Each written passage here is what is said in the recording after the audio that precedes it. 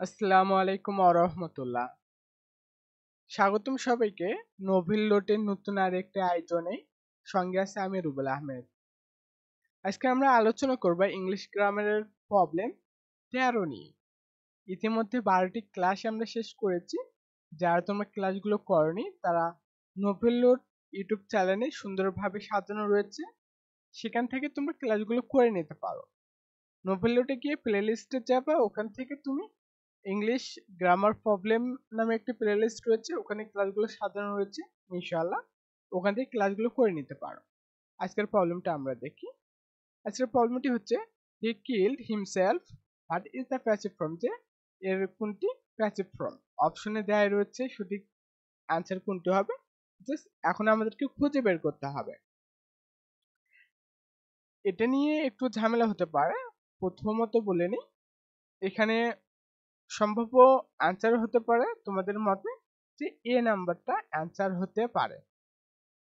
Answer হতে পারে কি এ নাম্বারটা, সরি আমি কালারটা, হ্যাঁ এ নাম্বারটা তোমাদের জন্য সঠিক অ্যান্সার হতে পারে।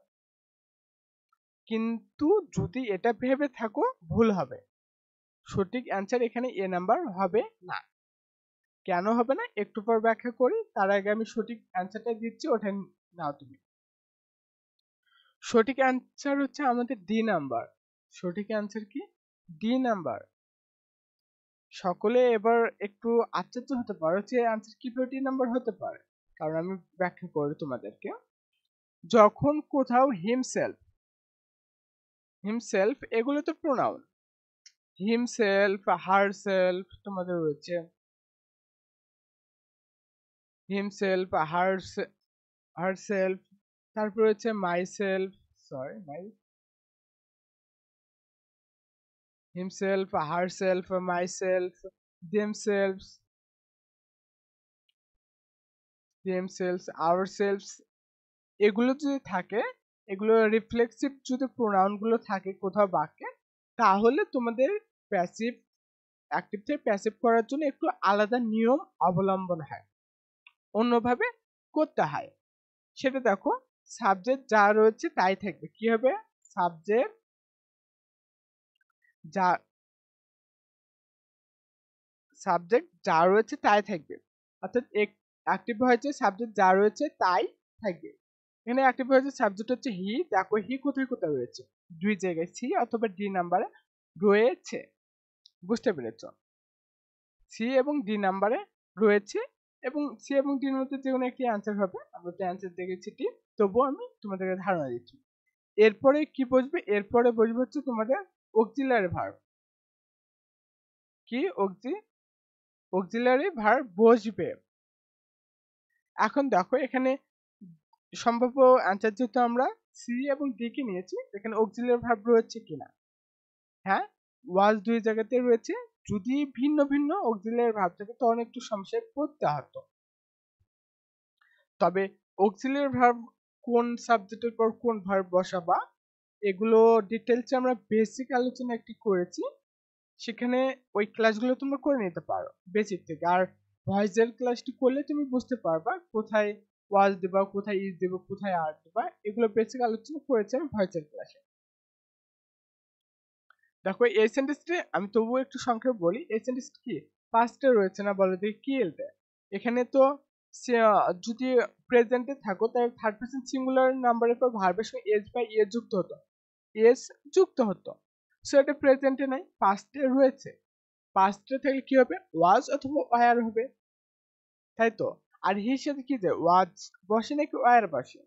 নিঃসন্দেহে ওয়াজ বসে, সেই অনুযায়ী এখানে ওয়াজ বসেছে। এরপরে কি বসবে জানো? সাবজেক্ট বসলো, অক্সিলারি ভার্ব বসলো, এরপরে বসবে হচ্ছে আমাদের ভার্বের ভি থ্রি। ভার্বের কি বসবে? ভার্বের ভি থ্রি আমাদের বসবে। সো দুই জায়গাতে ভার্বের ভি থ্রি বসেছে, সেই সাথে ভার্বের ভি থ্রির পর বসবে আমাদের বাই বসবে। কি বসবে? বাই বসবে। দেখো এখানে কিন্তু ভার্বের ভি থ্রির পরে বাই নেই, সো এর জন্য রং অ্যান্সার হচ্ছে আমাদের সি নাম্বারটা। এবং শুধু বাই বসলেই কি হবে না, তারপরে যে প্রোনাউনটা ছিল, রিফ্লেক্সিভ যে প্রোনাউনটি ছিল, সেটি বসবে।